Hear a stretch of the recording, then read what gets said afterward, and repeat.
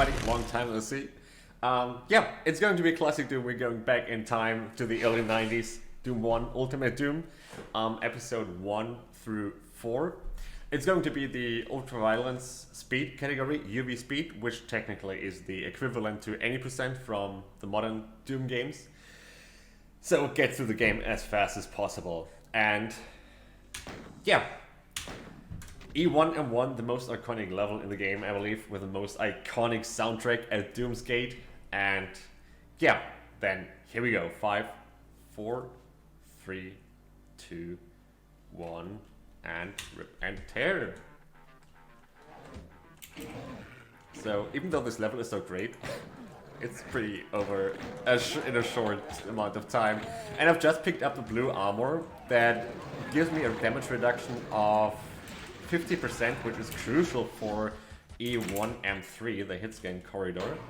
And so yeah, I want to maintain as much of that as possible. Also, it boosts my total armor to 200.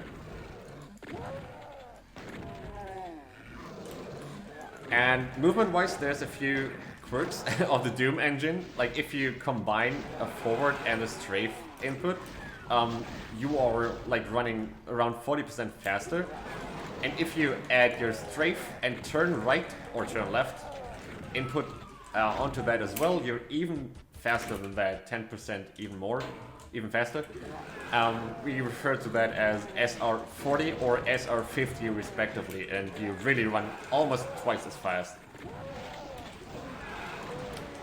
And to top it all off, there's a technique called wall running. So if a wall is facing a certain direction, you can double that speed as well.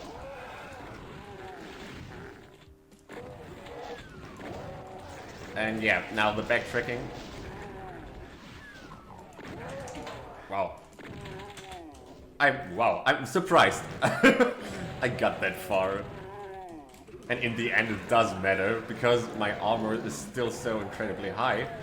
Usually it's, well, not uncommon that you lose all your armor here. Okay, I mean, I spoke too soon, didn't I? Well, 10%, that's still fine. Alright.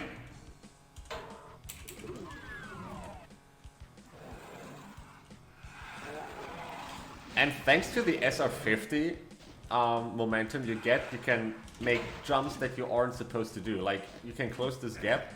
I struggle a little with the setup here, but there's a small ledge you can land on, which is only really accessible with the SR50, and I really backed off into that fireball.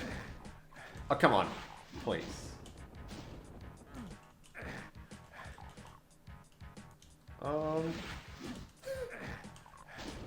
I will get that eventually.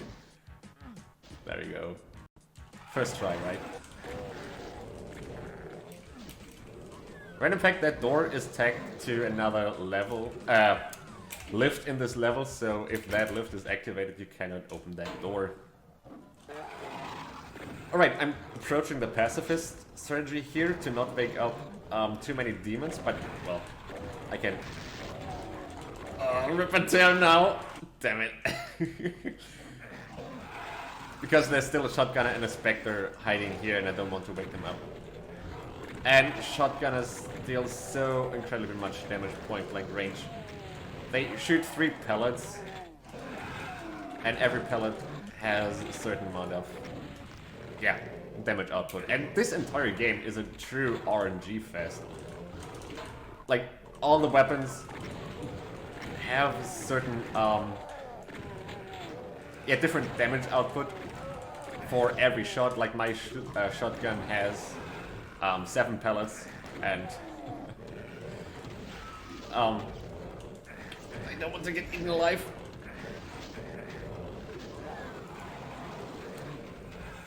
Well, hold that thought, yeah. I made a mistake there. I actually want to approach that arena pacifist as well, so I'm not shooting to not wake up the demons unnecessarily. Because you have an easier time getting through. Like that pinky was still awake. Asleep, sorry. And more importantly, that one And yes, there's a lot of infighting going on in this game, which is really great. So satisfying. That was not intended. Thanks. There are quick saves. And let me go through.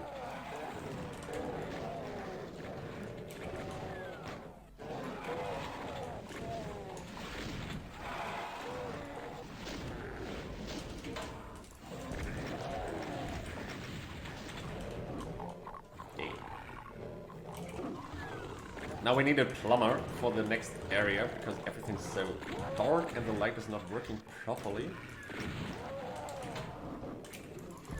Also, my rock... I'm really caught in between two specters. There's a chance that a pinky survives a rocket. 1 in 8 chance because of the damage roll table.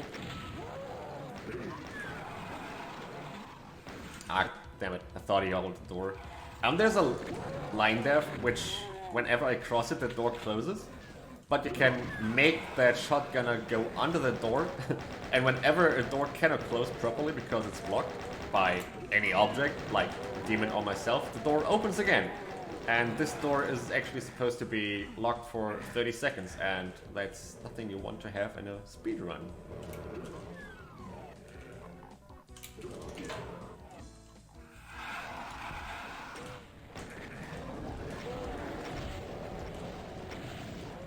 So satisfying to just blow up everything with your rockets. Although I am conserving rockets as best as I can, so every rocket I didn't want to shoot is planned out for the very last boss mission in episode 1. Ideally, I want to have at least 10 rockets to enter E1M8.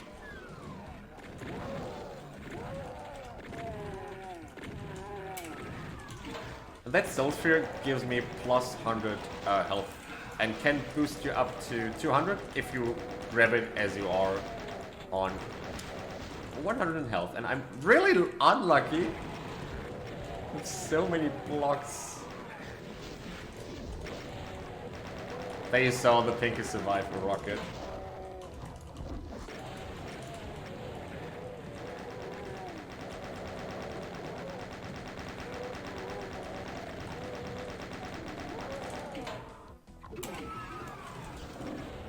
There's tons of specters in this room. Thankfully there's a barrel that helps out with the damage output as well. And that's a tough map. This one is a fairly long one. Computer station, you need 3 keys to get to the exit, and you need to hunt them all. Even yellow ones.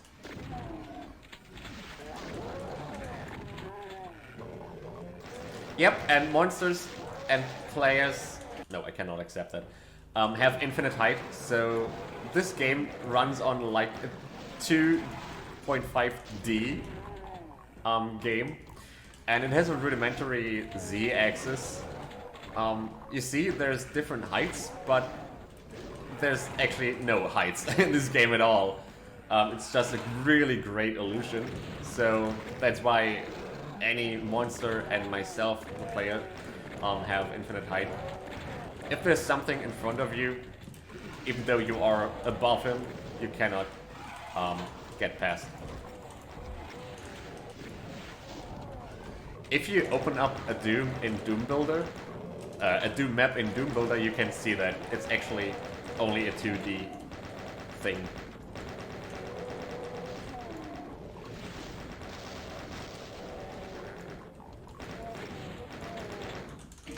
Time to read off the donation. Go ahead. Alright. We have an $11.11. Someone we might know, named Phenomenon. And he says, the handsome streamer is back again. Good luck again, and big thanks for the wonderful event and clause. Love you, chat. Less than 3. Hey, fan. It was a great run earlier with you. I enjoyed it.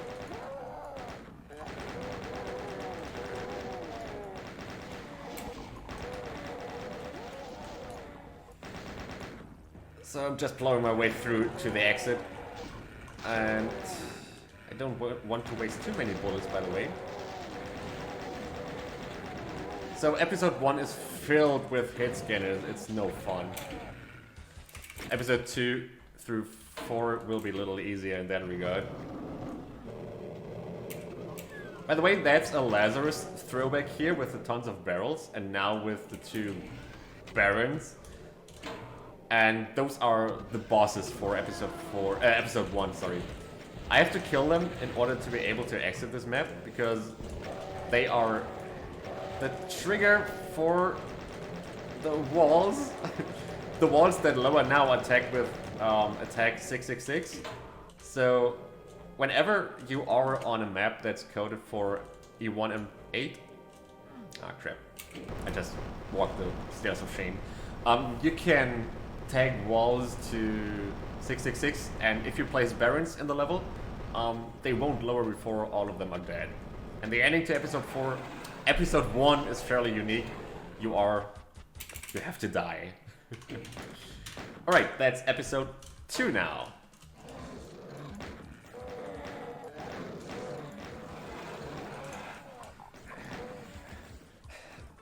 So many zombies and hit skinners already again. But it will get a little better. Oh, damn it.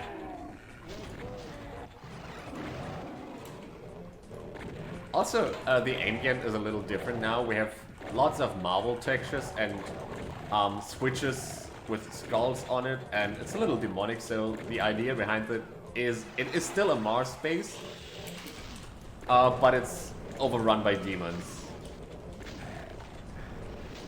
So you will still find textures used in episode 1. Ah, I ran into it. I got really cornered hard there.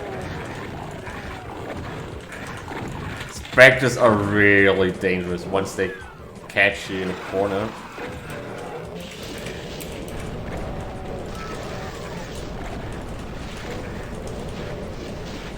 Also, if cacodemons fly, and they are clearly higher than you, if you... Perfect block.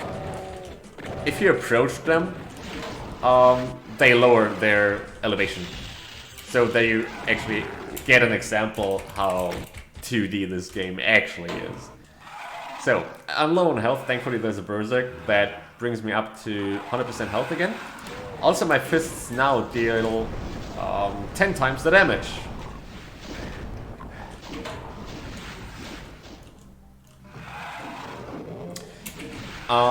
Episode 1 was conservative about rockets, and episode 2 I'm conserving my plasma count for the boss. So I won't be using many of them. I mean, I will if I have to, of course, and I will have to use it. But yeah, I want to use it as less as possible. So here's a wall run. In fact, I messed it up. But because that wall is facing a certain direction, you can run literally twice as fast from an SR50.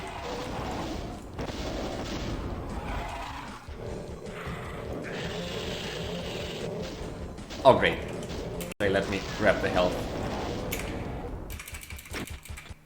Right. Now we are on Deimos, one of Mars' moons. It's a big computer lab if you want. Trebby, if you have anything to say, you can now, if you want to.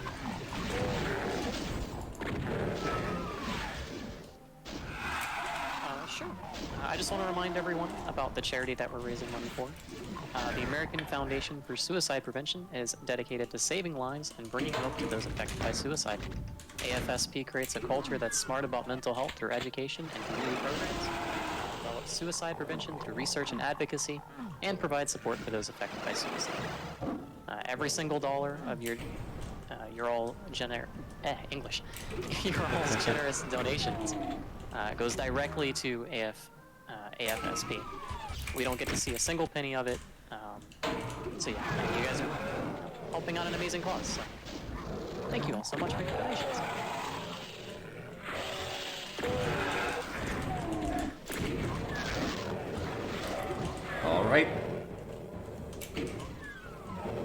this level here is pretty straightforward. You don't even need a key to beat it.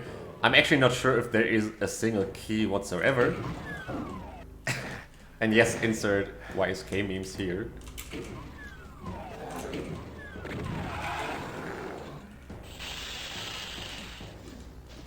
And here's the exit. So the next level is like a real 80% one, because we are actually going out of bounds. Because that particular wall, I actually need that berserk. Don't want, but I need to.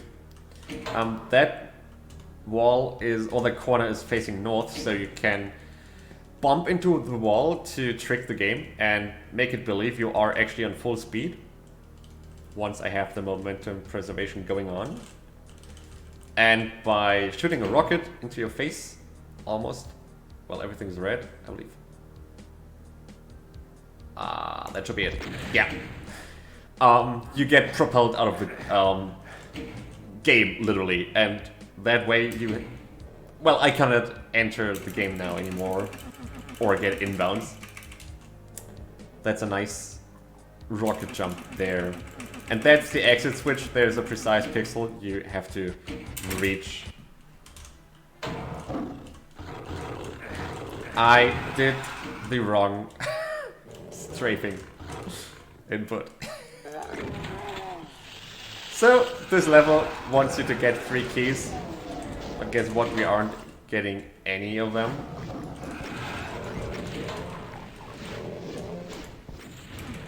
Almost first try. That was a sloppy little setup.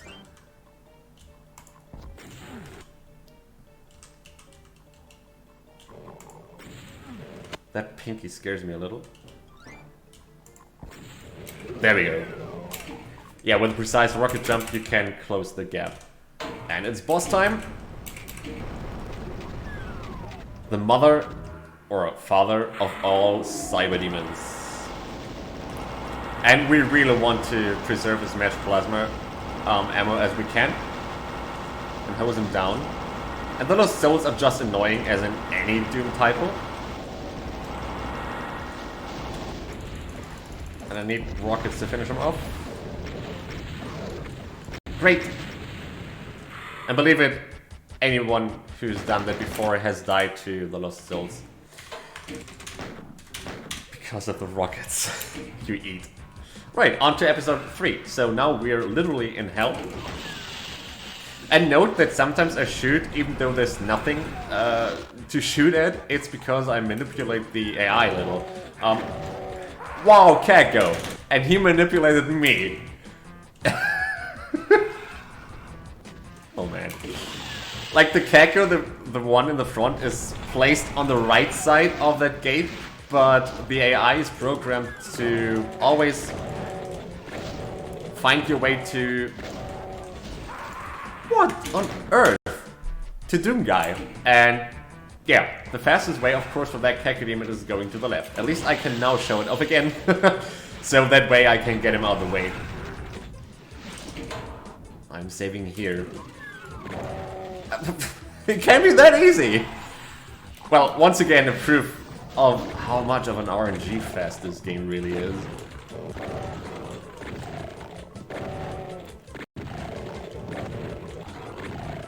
So yeah, you just have to face Pinky here in the hall and long corridor. Suddenly room of imps. Sadly, they're not as dangerous as in like 2016. Alright. E3M2. This map is interesting in map design. It's really out of the box because, well, I cannot show it off completely, but it's shaped like a hand. If you Google E3M2, you'll see the layout. I believe this is the middle finger, the exit.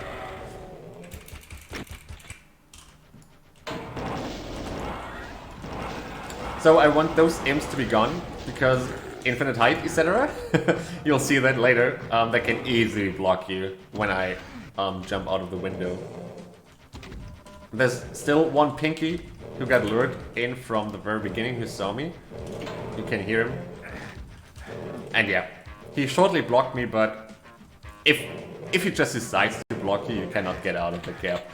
And this is the BFG 9000, oh yes. It's such a powerful weapon and so complicated in game design. As soon as you shoot the BFG, there's, well, the classic loading thing and charging thing, and as soon as the actual projectile is shot, your angle of 45 degrees becomes locked, and it shoots invisible traces out of your current origin. Well, upon the BFG projectiles collision. Alright, YSK grab through the wall, first try, perfect. Because there's a wall, but behind it, in another room, literally behind it, there's the yellow skull key. And by bumping into any walls, the game still tries to calculate the location for the next frame. And if it happens to be in a location where a grabbable thing is, you will pick that up, even though you technically cannot reach it from there. One of the, well, quirks of the engine as well. And I'm trying to do the same with a blue skull key now by bumping into it. It's a little iffy. Yeah, there we go. But yeah, had to wait a cycle. Those are slow crushers, do not mess with them, they kill you.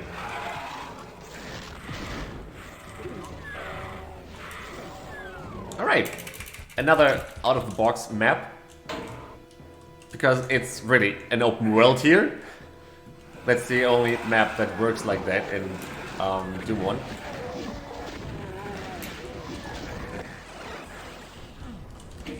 So, I hope that Pinky died in one rocket. Yes. No BFG usage. There's nothing more satisfying to kill hit scanners with your BFG.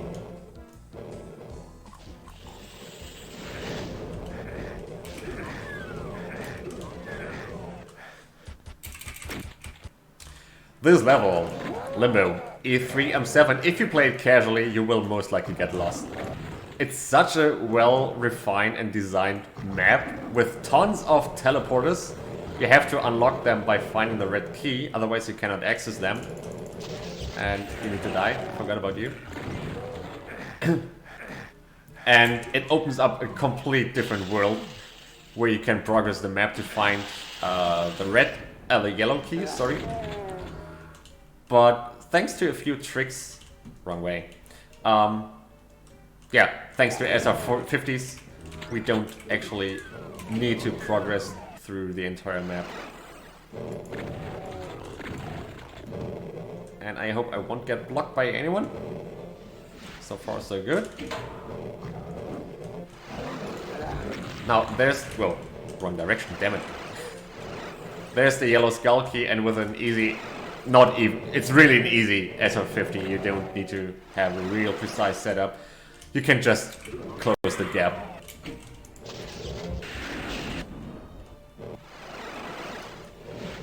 Right. Back to this teleporter, and we're supposed to flip a switch on the other side of the room where I just was to raise the bridge to the exit door, but again, SR50 saves it all. There we go. And 120 plasma, that's perfect, that's 3 BFG shots, 1 BFG. That was a wall run, by the way. Consumes 40 cells, and that's the hardest boss of the entire gaming universe. Because the Spider Mastermind's hitbox is so large, it eats all the hit scan traces from the BFG. Alright, but that was the easy part. Now, episode 4 is a completely different story. Yeah. And I won't be talking as much because I really have to focus for the most part of this episode. You're surrounded by 8 shotgunners here in the starting room.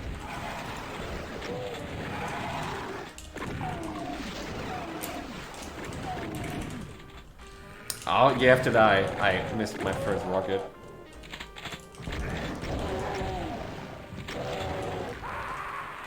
This is only the first level of this episode, and this, if you play it casually, it has 5, I believe, barons in total. And you don't have a lot of weaponry, let alone health and armor.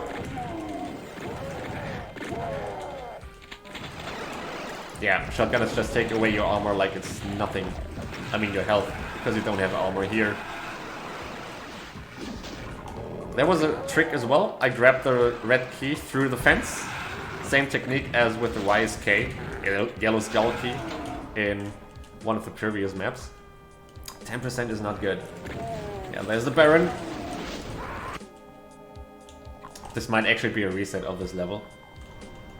And there's nothing you can do about it. It's an RG fest, as I said. Sometimes you get instantly blasted away by all the shotgunners, and sometimes they're just lazy, doing nothing. So it really starts roughly. This level is no joke either, if you play it casually. It's a little easier than first one on UV speed. Also, there's a BFG behind that wall, guarded by a Cyber Demon, but if you just bump into it, you can grab it through the wall. Again, same technique. And yes, you heard that correctly, that's a Cyber Demon. Okay, Carl, let me through, thank you. Alright, safety safe. Random fact, there's a lost soul down there, which casually rises up. So we can abuse that one with a great rocket jump. And there's an invul as well, so it's perfect conditions. However, the balcony over there, I might be blocked by the pinky. Oh, there we go. Press try. Alright, the next level is a joke. Crappy, if you have anything, go ahead. Alright, I just want to remind everyone that we have actually reached $7,600, which puts us just over 3/4 of the way to 10K, which is our goal to make Dane cry on stream. That sounds really fun, right? Tears of joy? Who doesn't love tears of joy? From a grown man.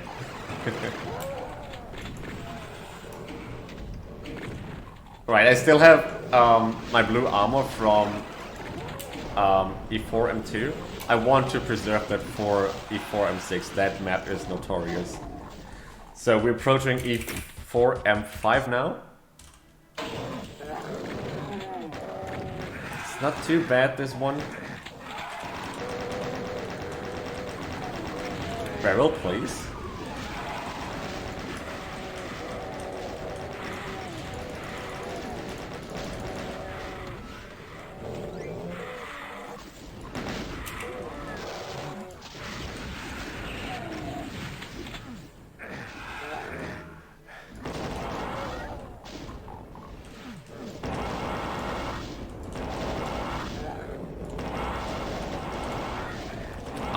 Shotgunners. Come on, just let me exit. Infinite height for the win. Alright, E4M6. I won't be talking too much, just enjoy this level. It's insane, it's crazy. This is by far the hardest level in this entire run. And you will see why in the end.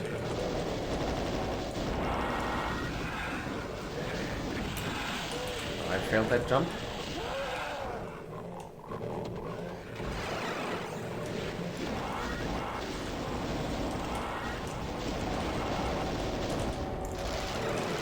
Die.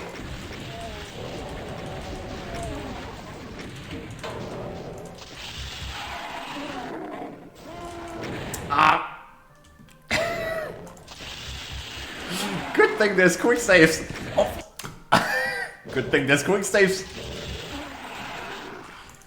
What? How did you survive that?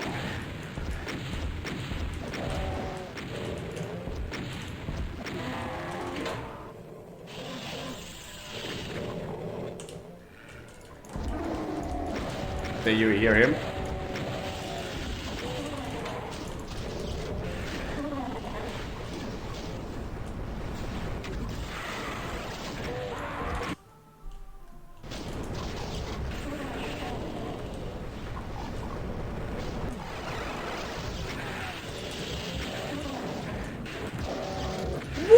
Oh man, that was second try.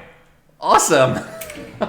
I don't have much health, but there's a berserk. I just have to survive to get to it. That's another blue armor I need. Alright, perfect. Alright, this map isn't too bad. We just skip most of the stuff anyway. We only need the red key. And now with the precise lineup and an SR50, we can close the gap and hit the hidden switch. And that's, yeah, onto the boss map, E4M8. I love it.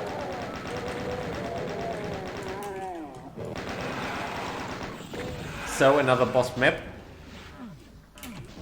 Just stocking up my ammunition for safetiness.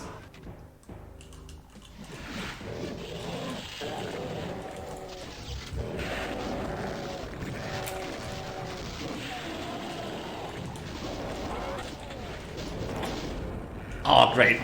Oh man, I can't believe it. That usually did nothing. So, with another rocket jump, we can close the gap again. This is fairly forgiving, the rocket jump there. And here we have Olivia again. However, it's a little harder to beat her this time around. And again, a special tag on that wall. As soon as the Spider Mastermind is dead, the wall lowers and we can exit the map and finish the game. And time. Whoa, what a ride. I got really lucky on E4M6 there with the Cyber Demon. It's not uncommon that you keep on dying there. That's why you really want to preserve as much of your blue armor from E4M2 as much as you can. It's crucial. And I already did the safety routes with another Soul Sphere to boost up my health. Such an adrenaline rush. I can highly recommend getting anyone into this. So shoutouts to King Dime. Actually, I learned this entire run from his tutorial. He has it on YouTube, on his YouTube channel, King Dime. And he does a great tutorial and walks you through all the tricks, all the setups, everything. It's perfect. So yeah, that was Ultimate Doom. Yeah, it's over. We've won. We've closed the portal. And the likes. Yeah, so thanks everybody for having me here. Big shout outs once again to all the tech crew working behind the scenes. And thanks, Creppy, for being my host.